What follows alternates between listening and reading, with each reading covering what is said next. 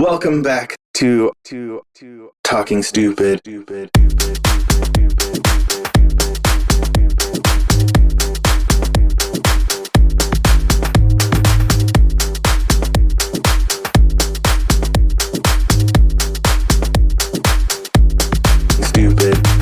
I'll happily keep on chatting about any D&D thing people want to have. I'll happily keep on chatting about any D&D thing people want to have. Stupid. Definitely worth the wait.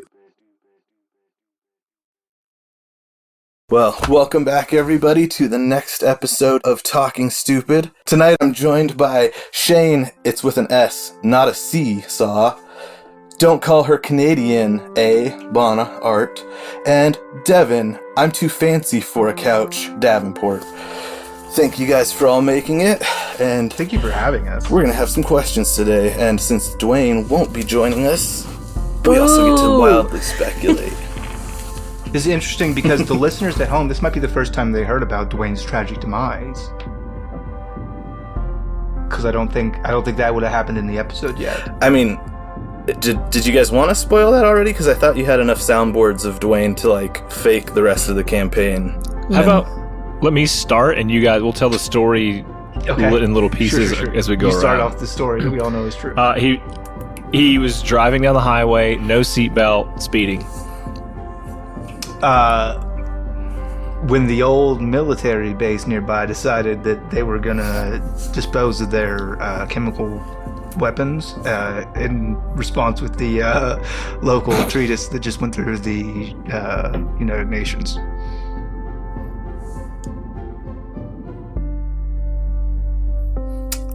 And as part of that treatise, right, we've all seen it on the news, it involves running heavy pipelines straight out onto the highway, so... And that poor 18-wheeler that was trucking along. Yeah, he actually just choked on a straw wrapper. It was paper that got him in the end. That's it. When he got home, then when he was got home, he slipped and fell in the bathtub, broke his fucking neck. So this episode Talk Stupid Rest in peace, man. To the memory of Dwayne. In memoriam. In honor for Dwayne. It's totally true. We swear it.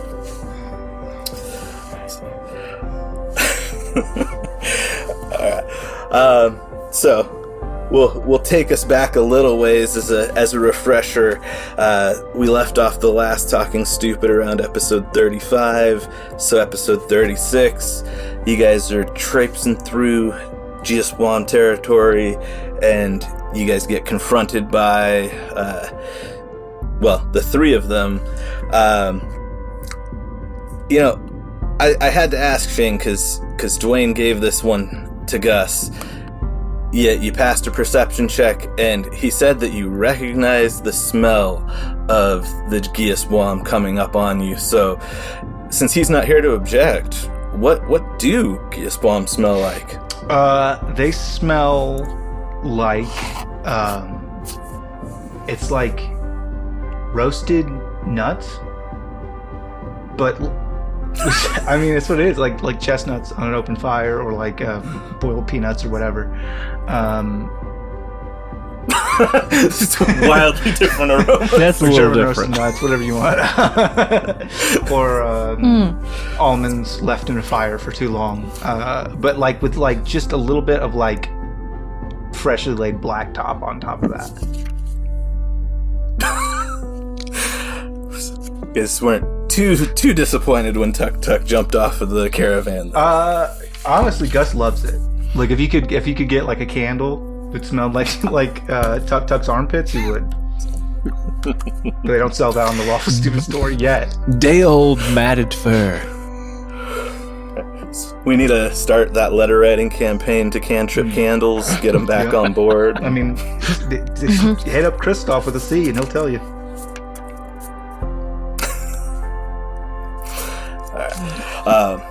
Then, of course, the battle commences, and actually, from the get-go, it seemed like everything was going in your guys' favor until Dwayne pulled out that whole spinning capoeira death move and took Paul down a ways. And Devin, kudos for committing to the bit. Put yourself in a serious situation by choosing to faint at the sight of blood, and Dwayne deciding to go for the consecutive death blows. Tuk Tuk swoops in. Do you have any, as a player, regrets of oh, maybe I shouldn't have done that. Maybe I shouldn't have offered up Dwayne a reason to kill Tuk Tuk? Sometimes it just be like that. So our stories, because I want us to be able to try stuff and not be afraid to I think in the past campaigns I've just been afraid to fail. If I fail, bad things happen, but I've just learned that the failure is a lot of times that just makes for a good story. So I was like, you know what? I feel like this will make, because right now, like I said, Paul Barrow doesn't have a whole lot to him. Still trying to find that. So I feel like that was just a piece we can give to that. A little fail forward action. I love that. Mm-hmm. And again, I had to applaud the commitment because, literally one round earlier when he did all of that damage, you pleaded with Dwayne, I don't want to die again. Don't kill me. But I will lay down and let you murder me.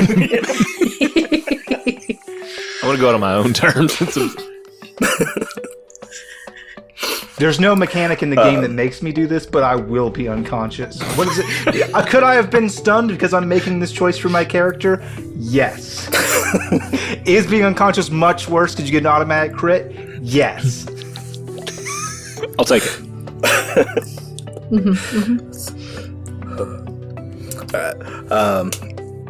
Luckily, though, I guess, Tuk Tuk swoops in, sacrifices himself, and then you guys give chase, take him, further into the woods,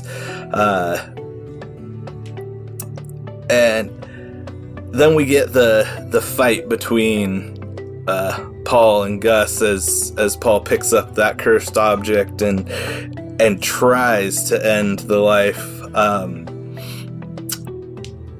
What were you feeling, Devin, when you found out, immediately grabbing those, oh, another cursed item? I was like, Alaria, are you in there? Can you hear me?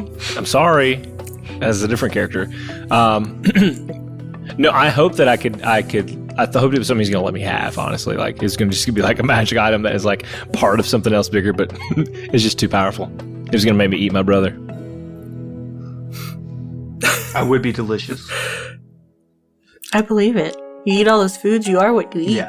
I've been slowly making myself the finest meal. Yeah, you're almost Neapolitan.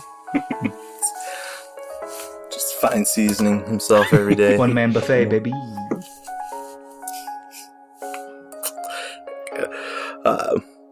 And I guess, so kind of a multi-person question here. So there was a lot of damage rolled out to Gus. So we'll start with you, Shane. Was there a quick moment where you were concerned that ooh, this could take me down? No.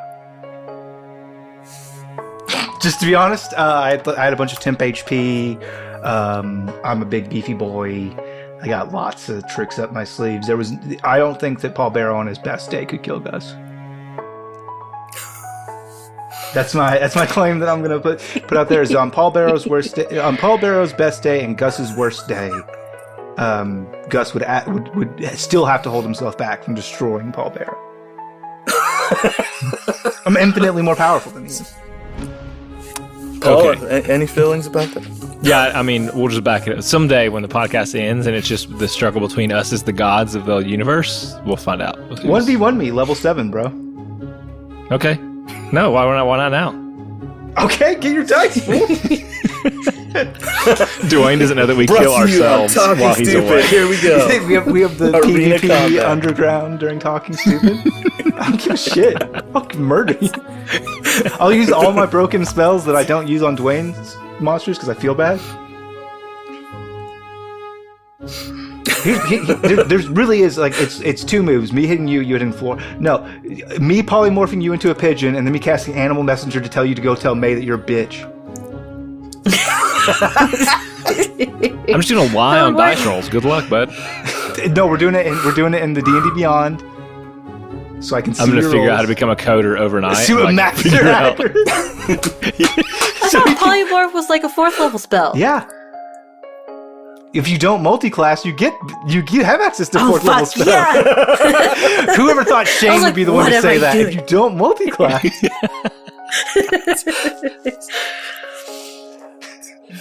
What the DMs don't want you to know. We'll take it to the streets one day, Devin. We won't take up all the time in talking stupid with our grudge match, but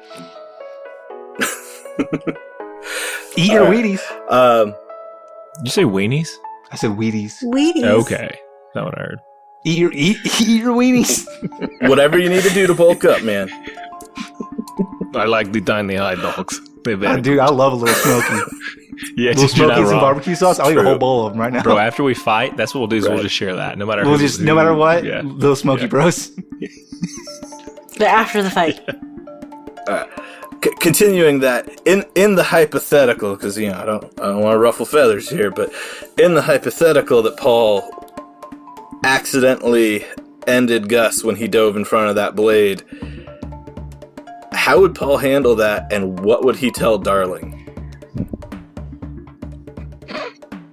Because Oops. she's back with Tuck. I think he might run away. Honestly, he might just run away. It's like straight up into the Can woods. handle it. Like, what do I say? Like, there's nothing I would not be able to justify. I would have to run away. Well, underlying, I do think Paul Barrow is like a bit of a coward. As much bravado he puts up, like I think he is scared of things. Just staying he inside puts of up his the own face. blood. Yeah, well, I mean, I think that's the whole thing. Is like he's a bit of a showman in that way, like a wrestler is. Bravado. Right? The whole thing's an act, and so he has the bravado. But sometimes things get scary. Things are a little scary. Big spooky monsters. What I will say is that I anticipate that when Gus dies a hero's death very soon, his last words will be, "Darling, you could have taken literally any healing spell. You have so many on your list. This was very avoidable."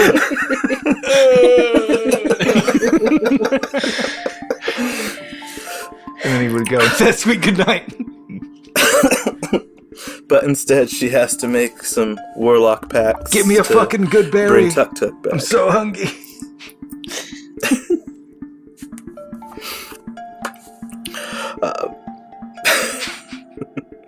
And so just to bring it full circle, Abon, I guess that's the new spin to the hypothetical. Darling finds Gus stabbed through the chest and tracks of Paul running off into the woods. What's she making of this as the campaign basically completely ends?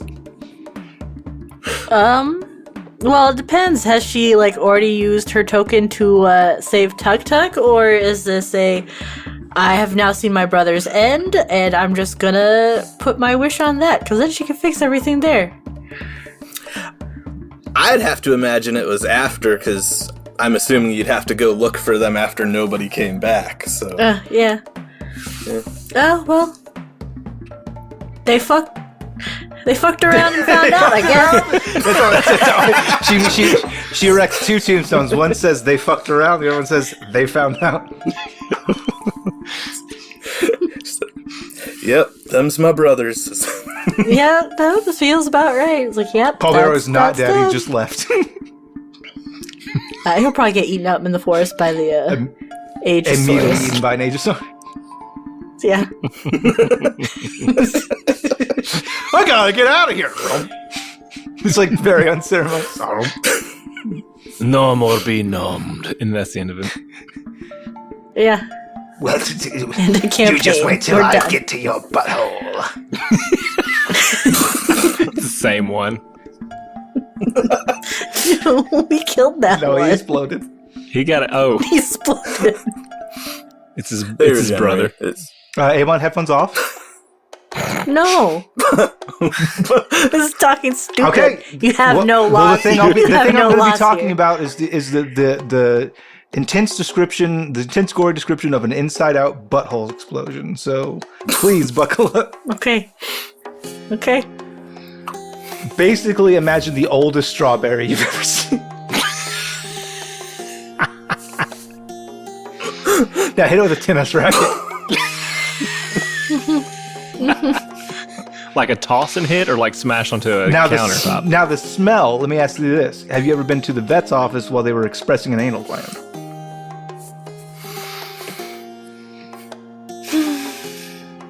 Now picture the strawberry. But the smell. The more you know. Hey, Zeebs. I was gonna say, at one point, do I try and regain control of this? Right now. Do it now. Learning to be a host, right? But we didn't. None of that happened. Thank God. Apparently now. Yeah. The darkest timeline was avoided. But Opportunities missed. right. Darling, you did enter into a fun little pact to save Tuk Tuk.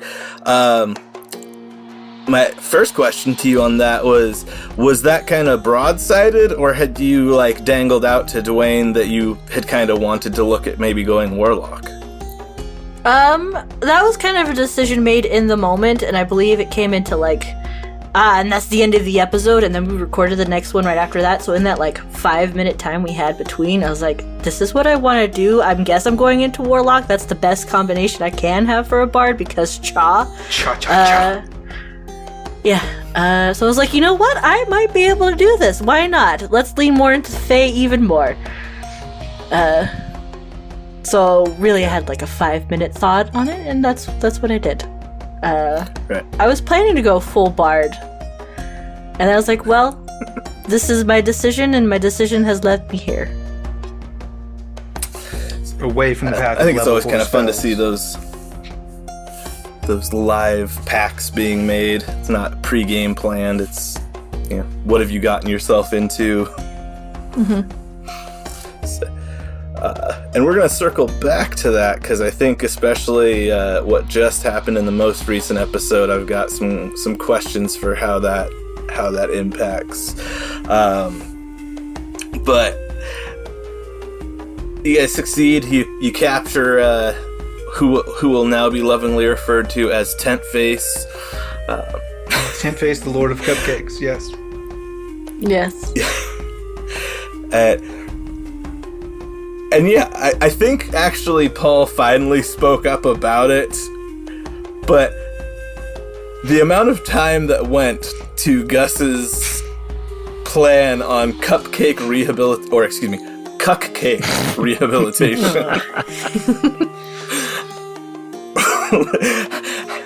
How did no one have, like, no objections, like, this is gonna work? I don't know if you're asking everybody, but I can tell you part one is, in the moment, it was really just Devin listening to Shane and just letting him have that moment, because there's no getting out of it. You just gotta let it happen. At one point, I said, as Gus said, this is a great idea, and everyone agrees, right? And everybody like kind of jokingly said yes, but then I just really locked onto that. I was like, you said yes! You agreed to the cupcake plan! It will work! Honestly, the only thing that upsets me is that we didn't ever get to see it fail. Did it? Yeah, did it. We don't, so technically... It's Schrodinger's cupcake. Yes. Until it's proven that he's not a good guy. I was actually gonna say, I don't know how much you guys have worked out between you and Dwayne Shane on your Order of the Twice Baked Souls abilities, but maybe that's the final tier ability, is you get to just like shift someone's alignment one notch every time you feed them a cupcake.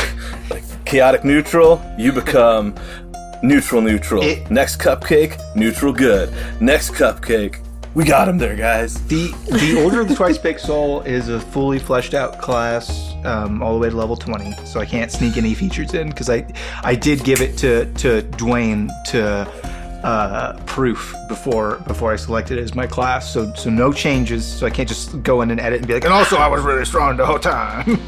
Super buff and cool. You get a plus 20 to everything. Secret level 9 ritual. Yeah.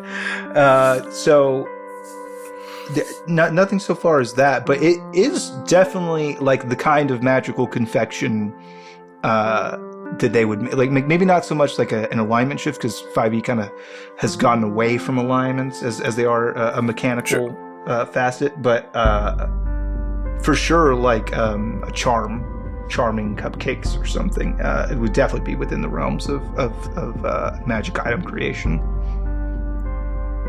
Okay. All right.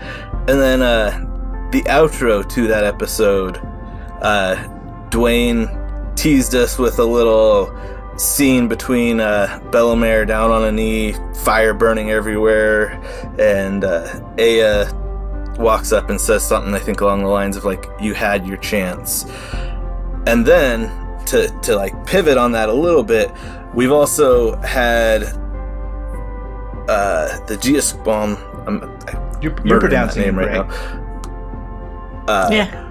But we've kind of learned they have their own gods that appear to be kind of dragons-esque, and both Castiel and his stone and maybe this black onyx have like dragon memories and apparently can power portals. So kind of my wild speculation question for you guys,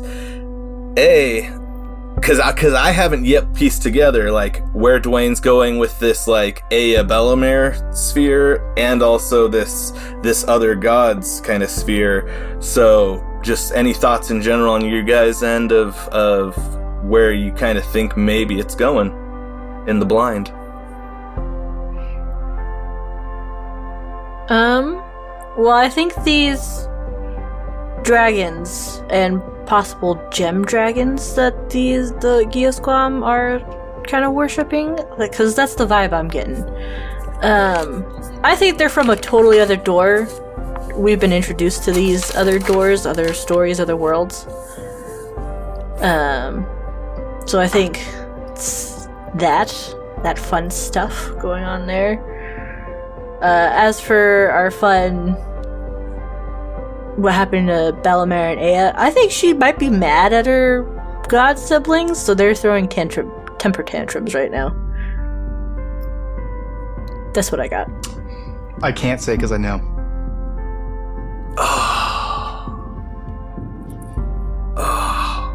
That's why you gotta wildly speculate away so everybody gets that false flag operation. Nope. just gotta plead the fifth. Fair enough. I should just give a teaser. Just say a couple words. You could say one word.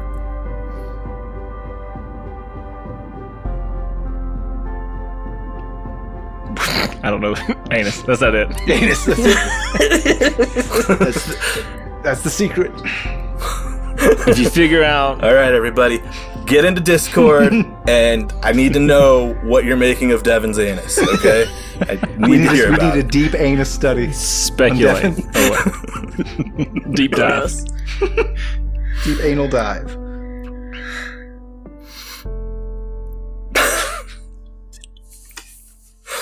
All right.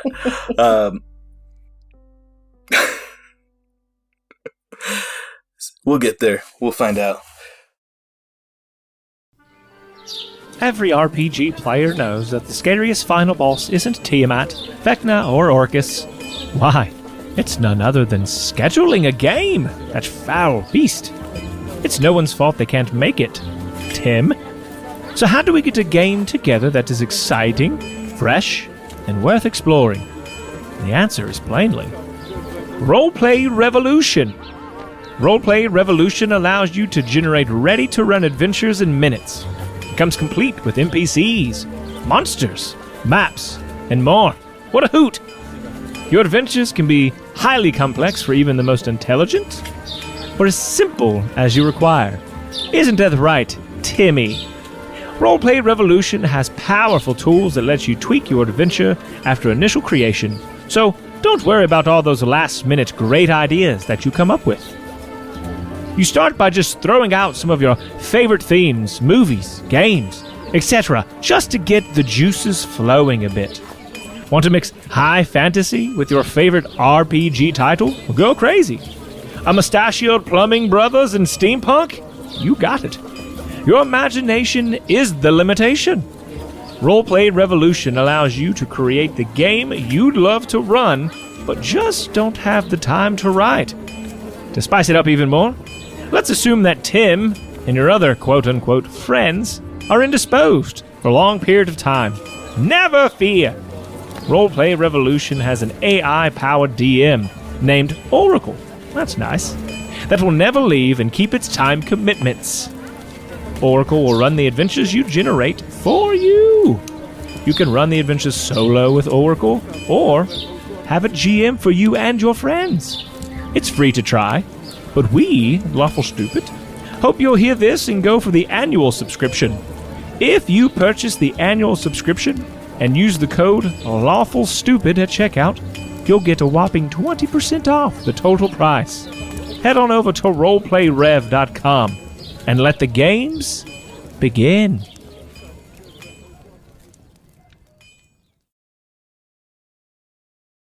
So you guys then get to the archway, the fancy Space Jam slash what was it? I got distracted because everybody was singing the Space Jam song. I'll never Devin stop. as Dwayne described going Everybody through it. come on, it's time to slam now. We got a real jam going now. He's gonna do it again. You have to stop him. This week's alarm. You have to stop him. Right. And that. But you guys all had like wildly different experiences, well, going through. Do you feel like for your characters that kind of prefaced the way you were seeing the new world, or was that just like the rush of Portal and I can put it past me?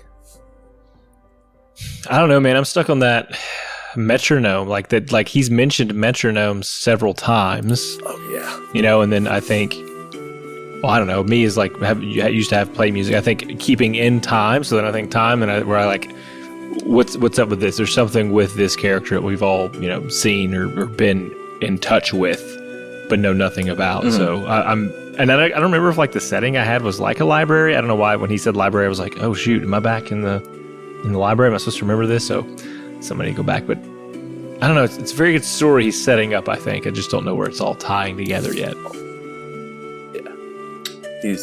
I will give Dwayne credit where credit's due. He is masterfully like putting out breadcrumbs, but not enough to like fully piece it together. I can't say because I know.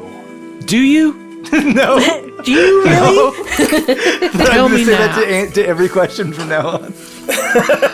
I can't say too much because I'm on the inside on this one. For Darlings, she was like basically in darkness and with her patron at this point. At this point, I just think she knows she's fucked up somehow, and she's gonna have to fix it. Did you say patron or patron? Patron. Is that a thing that I'm new to? Yeah, a fae patron. That's really good. It is now. Oh man. Yeah, it's a fae patron. You just smush words together, Devin. Half the times I make shit up because sometimes I don't know the right word. Well, it's I great, want. but this is why I'm on Instagram still, not TikTok, because I'm way behind. Oh my gosh, we're gonna have to like convert you soon. Carry on. I keep telling my wife that too. So, finally, we drop Prisoner off, and bam! Suddenly, almost a little anticlimactically, we meet Dad. He's there, turns around, bam, and I think it was Paul who said it after you guys like argued with him for like the first like 3-4 minutes, but I think the line was, "Dad, you were a lot cooler with all the mystery." But yeah, what was your guys' take from finally getting there and reunited with Papa?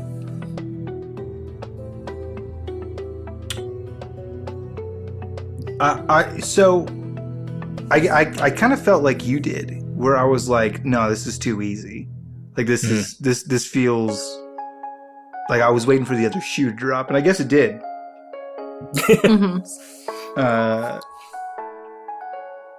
But yeah, that to me, because I'm sure the historians will go back and listen to the episode and tell me if I'm wrong or not. But I did ask Tuk Tuk directly, "Is our dad in where you live?" And he was like, "No." Then we go there and he's like, "Here's your dad." I mean, Tuk Tuk, master of secrets, never told you he was the king either. It's true. So. That's true. Yeah. That's true.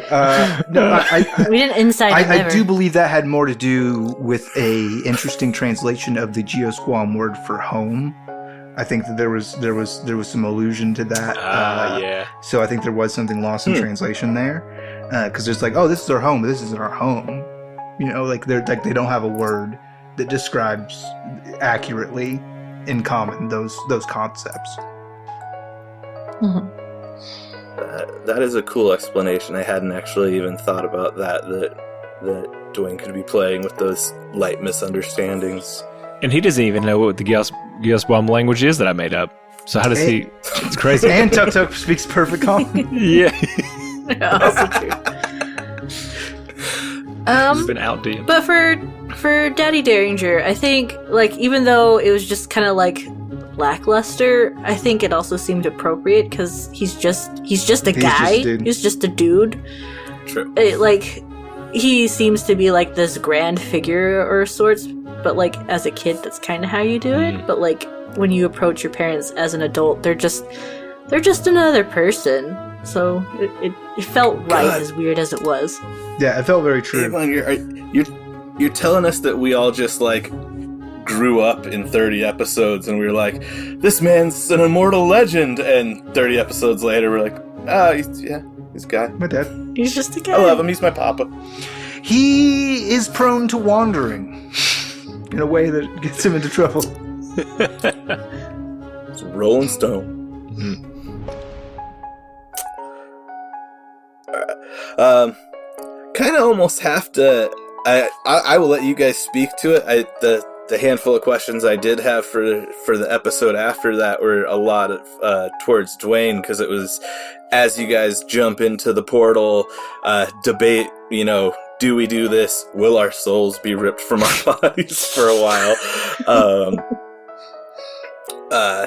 But I don't know, how much like old D&D lore, like if any of you guys have ever dove into, but it felt very like once you guys crossed over infinite staircase, right? It's the space between where you can hit like any dimension anywhere in the multiverse. Right. And is that the feel you guys were getting, or was it like, it's a lot of linking back to Goron, or? No, I got it. I got the same vibe that you did. I got. It also reminds me a lot of the House from the Keys of the Kingdom series by Garth Nix. I was getting very the House vibes. If that specific reference lands with anybody out there, Does not land with me. I send it to you with a kiss, stranger out there. It's probably a boy. That's what he likes. Fingers crossed. Kissing boys. Fingers Always kissing the crossed. boys. Yeah, 18 plus for podcast purposes. and there's something like ominous, the fact that like it's just like empty. Like there's no one else like in the grand hallway of doors.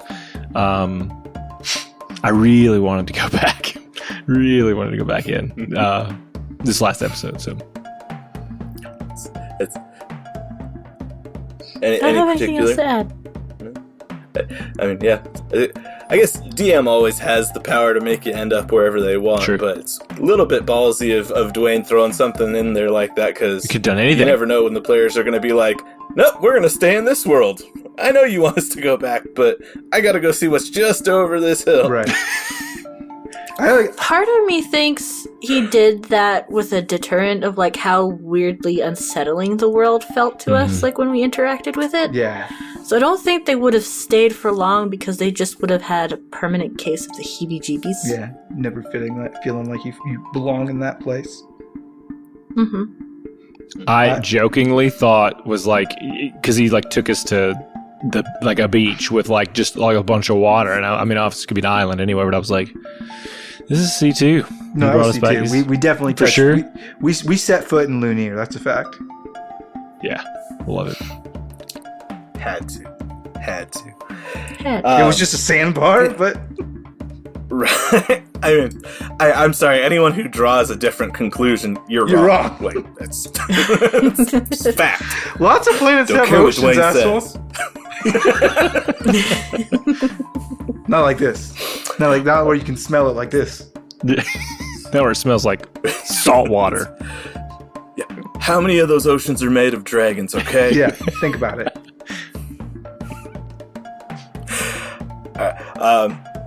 And of course, last episode we get back. You guys see World's End on fire, destroyed, and Gus runs off. Paul, you're very vocally like, back up. Let's see if we can hit the reverse switch on this. Darling, you were kind of quiet. Were you just caught between the brothers? Like, shit, don't split the party, or what? What was she feeling when she saw that? It was more like, how the fuck do I make up to my patron? Because this is apparently the Feywilds, and right now it's on fire. I don't know how to fix this. I don't have water. Here I am. I'm right here. That was her thought process, but her brothers were very loud in the process. Oh. You sounded Okay, exactly so, like Devin's honestly.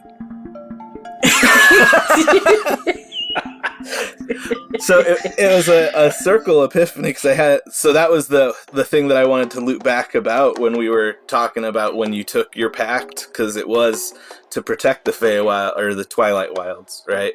Mm-hmm. And clearly, yeah, you guys disappear for a year. This whole city within it burns to the ground. It's like, ooh, Darling's patron gonna be mad. You also did it to save Tuk Tuk's life, and he was betrayed and murdered. Right, Yeah. and that was the I was like, because that was a question I was going to ask is, do you think that, you breaking this pact is going to be the end of Tuk Tuk? But Oh, I didn't think about it being like Yeah, cause me and neither. effect like that. That's you killed Tuk Tuk, Abon, you monster. I don't know. Part of me wonders if he's kind of like still weirdly there and alive somewhere, or just like in a half state and she just needs to get close like Dwayne had it before. So I don't know. Very, very... She's very conflicted. She doesn't want to leave the tower because she's just like, maybe if I stay in this nice, safe magic bubble, my patron can't come get me. So I've been pondering a lot of things so far after that session. Abon's planning. Darling's gonna go on the run, just like town to town, dancing for dinner, Dwayne never staying in one hasn't- place for too long. Well, he hasn't told me to remove my warlock thing yet, nor like pact of the betrayal or whatever. I don't know, something, right? Just I haven't gotten any repercussions yet, so I think her deal changed to protect Castiel, especially in that moment in the Black Void of like, well, you just left the Feywilds, come. So do your best, take care of Castiel. See you later, I guess, at some point.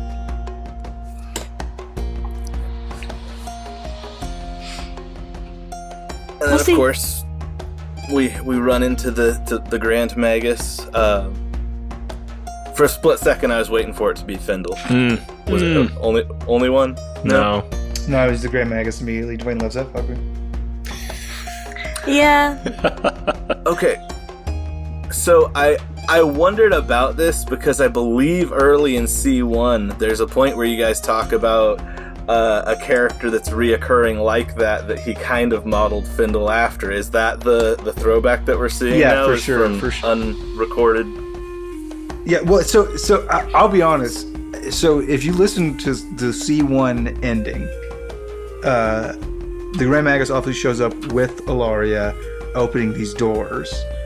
It's like the epilogue of C1. And I had a reservation then. I think you could hear me on the recording like, no! Because I was like, nobody understood it. That was for our home games. You're just dropping this this super specific just to you character, like the most inside of inside jokes. But he's fucking here now. He's in If it. I had him in C3. Remember, if Laura comes through, she is looking for Great Max. All these little Easter eggs. Oh, there's. I will say that there are 6 interconnected Easter eggs, self-referential to different campaigns, that no one has mentioned to me ever. Mm-hmm. I just don't think anybody's gotten them yet. And what I will tell you is campaign 3 has something from both worlds Yeah. in them. There you go, Zeebs. Have fun with that assignment. Yeah, I know. It's seen the personal quest just adopted onto my face now. I'll get there. I'm looking at all the fans at this point, so I'm just like, okay, I'm excited to see who brings up what. All right. I think that kind of wraps up to the last episode, unless anybody wants to detail into like what a smooch rebate entails. I would actually like to clear the air on this. Clear the air. Dwayne seemed to act like I wanted him to smooch me. Gross. No one wants Which a is not Dwayne gross. kiss. No, I'm saying a year of my life that I would have spent smooching May, I now did not experience. I need those smooches back, so I need to rewind time to get back my smooches. That's the smooch rebate. I like it. It's pretty That's simple. Yeah, Seems it's really not pretty that complicated. Yeah. The air is clear. And darling, how did it feel to find out after all of this that you are the favorite? Oh, it was great. I doubt it, though. I think he's just messing with her. She wants to hear it from Papa Dearest herself. What a coward, telling some other man that she's the favorite. Favorite from Imaginer. That's good.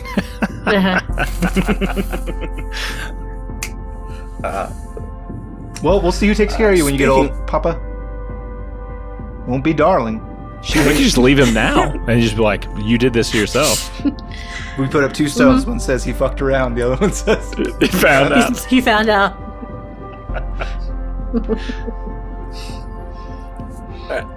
And last but not least, always a question from, Imaginer. He's the one actually being proactive and sending them to me. Could be you Somebody next else time. Get in Discord. Do it. Could be you. But I'm going to generalize it. For those of you who do character voices, a lot of people struggle with trying to nail a certain voice and accent, and especially as a DM, right, shifting between NPCs. Are there any tips, tricks, things you guys practice to do to try and get that voice where you want it to be, or remember what the voice is actually supposed to be like? I think one of the things I do is the name. How I say my name, how I tell someone my name as a character helps, just because sometimes shoot, how to spell. And then I realized that my character is pretty much Puss in Boots. My kids were watching that. I was like, I feel like I've accidentally slipped into kind of sounding like him. And then has a ding ding ding. So yeah, just trying to how you tell people your name as a character is always a good way to remember what your accent or style or whatever it is. I think I've heard a lot of people that do voice acting say this before, and it's something that I'll do because it's easy to fall out of a character voice. It's real easy. I think I did it in this last episode, a touchstone phrase. That's something that when you say it, for example, anytime I go to everybody's favorite boy from C1, I can't just do the Kristoff voice. I am Kristoff. I have to just go through my lines, and I find the voice. So for Gus, it's something oh whoa, I have to whoa, whoa. Sorry, I missed it. What do you do? What's up? I missed it. What do you do to get his voice? Oh no, dude, no. Oh. I am shit at it. I prefer not to because I get far too flustered and embarrassed at it. Even though I know I'm playing with friends, I still get weird about it. So tricks that I've done where I'm kind of like in my own space, or just like spur of the moment, because the tricky hat did have some of that from me, as much as I tried. Either be drunk enough, or I usually kind of depend on my posture. Because when I'm playing Miss B, like, there's not much of a difference, but I'll sit up more straight. I'll be more proper. I'll try to, like, put on my best lady, right? Or, like, depending on who the character is, I fix how I sit. That's good. To try and project who that person is. There's something to that for sure. I do a kind of similar thing, like, where I try to immerse myself in the, like, I'll, like, when Dwayne's like describing a setting, I'm like reacting to it. I'm like seeing the city out and before me. Like, there's something about the physicality of it that does help you get into character for sure. Well, again, guys, thank you all. I appreciate the time you're spending to answer the questions. And in the name of the show, I'm going to pick on Shane this time as the outro. Shane, talk stupid to me. Fleeva Florbin, Aduba Dorbin, Aruba Ruba, Asuba Suba. I want to sing about the Moona and the Juna and the Springa. I like to sing about a T42 or a sky that's blue. I like to sing It couldn't have been stupider than that. Nope. Amen. We love you. Goodbye. Love you. Bye. Something about a butthole. Stupid. We'll happily keep on chatting about any D&D thing people want to have. We'll happily keep on chatting about any D&D thing people want to have. Stupid. Definitely worth the wait.